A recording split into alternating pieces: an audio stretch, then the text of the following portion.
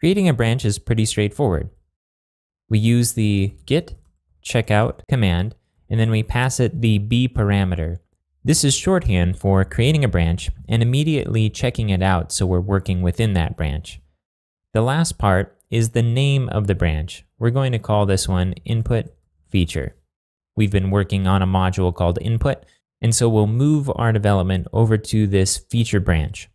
Now you can name your branch whatever you want, and so it's good to stick to certain naming conventions as we work through this, and I'll point out which ones we're using where. For feature branches, we're just going to end it with a dash feature. I'm going to hit enter, and now it says switch to a new branch, input feature. We can take a look at what branches exist in our repository by doing git branch.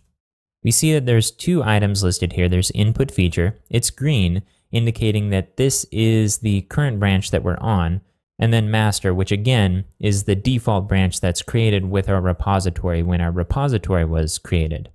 This asterisk is just another way to see what branch we're on. Now again, as we mentioned in a previous video, whatever branch that we're on currently is head. So now head, whenever we use it in git commands, will point to the input feature branch as long as we're on it. If we want to switch between branches, we can simply do git checkout and then the name of the branch. I did git checkout master and it switched us to master. I can do git branch in order to show that we're definitely on master. And if we wanted to switch back, we'd simply do git checkout input feature. And now it says switch to branch input feature. Our new branch has the same history as the master branch at this point. If we do git log one line, we'd see that we have the same history that we have in the master branch. Let's go ahead and make a couple of commits to our new branch. I'm going to jump back to the module input that we copied over to our sites all modules custom directory in some of the last videos. And then I'm going to open up the second step, just the O2 step. I'm going to go ahead and copy the entire code, and I'm going to paste it in the input.module file. Now, if you don't already have this open, it's the input module file inside of our input module. And I'm going to paste the entire code and save it, overwriting what's there already. Now, if we do git status here on the command line, we should see a change.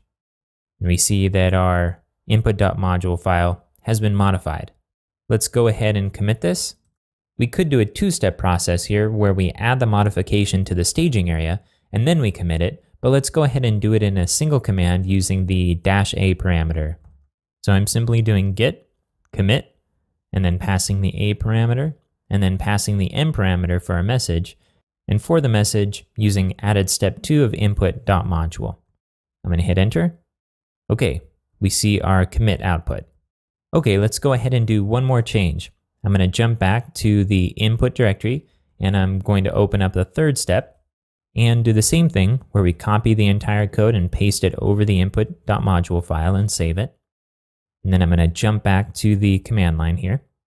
As always, I'm going to do a git status first just to make sure that when we commit a change, it's the one that we want to commit. Again, it's our input.module file that's changed. So let's go ahead and do a new commit. I'm just going to hit the up key in order to pull in our previous command, and then I'm going to modify this to say added step 3 of input.module, and then I'm going to hit enter. Okay, now that we've made modifications to this branch, then our log history is going to look different, as is our code. So if we took a look at our log here with git log one line, we see we have added step 2 and added step 3 here. But if we switched over to the master branch, I'm going to do so with git checkout master, and then we do our log again. I'm just pressing up twice in order to repeat our message. We see that the history is different. You no longer see this added step 2 and added step 3. Let's go ahead and take a look at a visualization of our commit tree. I'm going to jump to SmartGit, and I'm going to make sure that the base directory for my repository is highlighted, and then I'm going to click the log icon. And notice we see our full list of commits here. There are green boxes here for master and one for input feature. These are both branches. And then the branch that's currently head, or the one that's currently checked out, has this little play button. Master, at this point, is stopped at this commit. this is where master ends, and input feature is ahead a couple of commits up to this point.